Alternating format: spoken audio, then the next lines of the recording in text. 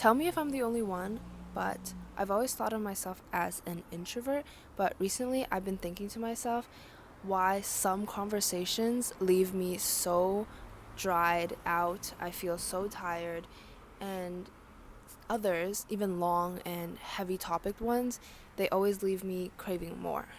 And I think I finally found out what the difference is. It's not who I'm talking with, it's not the topic, and it really isn't even about what time we're talking. But it's more about what's happening to our brains that no one is talking about right now. Okay, what made me have this discovery is that a few months ago I was having a conversation with a friend, and it was a very typical conversation about very typical university things.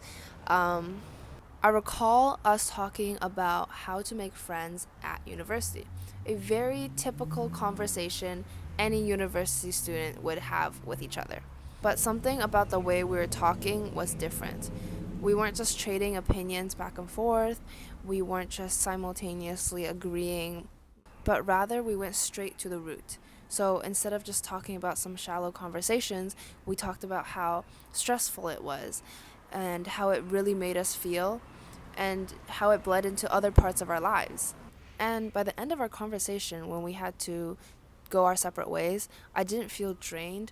I felt more recharged, I felt full, and I felt more sure of myself and my opinions.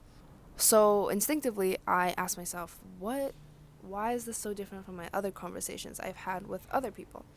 So I started to look for the same kind of feeling online.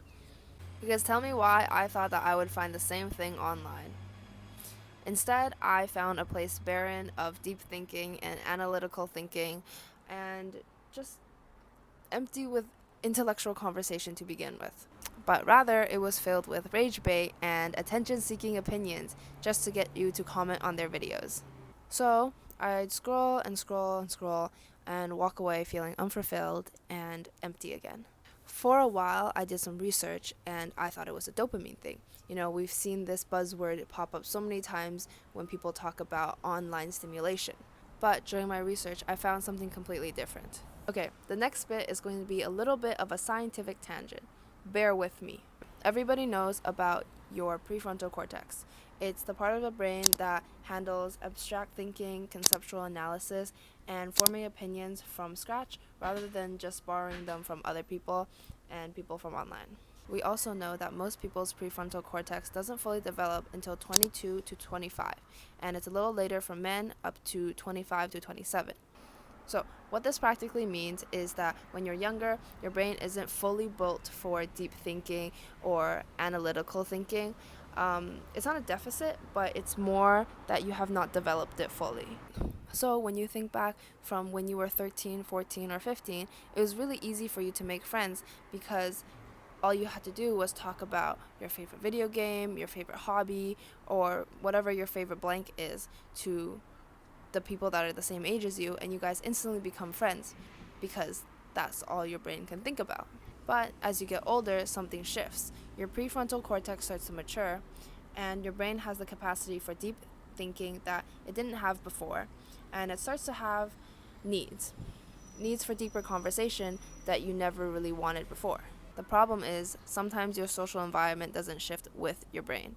A lot of institutions like work or school surrounds themselves with social interactions like small talk, and you're still expected to bond over the surface level things. It works out fine because technically you can still do small talk. You've been trained to do it since you were a little kid. But you're going to walk away feeling just a little bit empty after each conversation. And I think a lot of people will misread this as being antisocial, like something is wrong with them. But what's actually happening here is that your brain has matured past the kind of connection that they're currently getting. Okay, I'm going to use McDonald's as an example. A McDonald's meal is technically enough calories to fuel you for hours. On paper, you should feel satisfied. But an hour later, you feel hungry again, foggy, and you're running empty again. Why? Because calories isn't the same as nutrition. Shallow conversations is the same thing.